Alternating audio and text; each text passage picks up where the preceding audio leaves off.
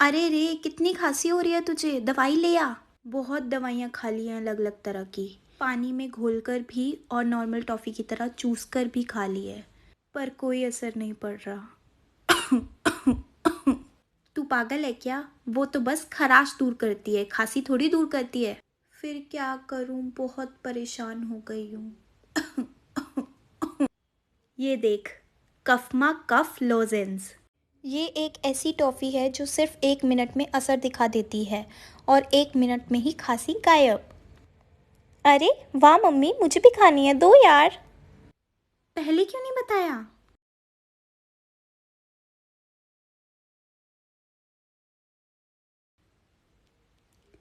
क्या आप भी खांसी से परेशान हैं? खरीदें कफमा कफ लॉजेंस।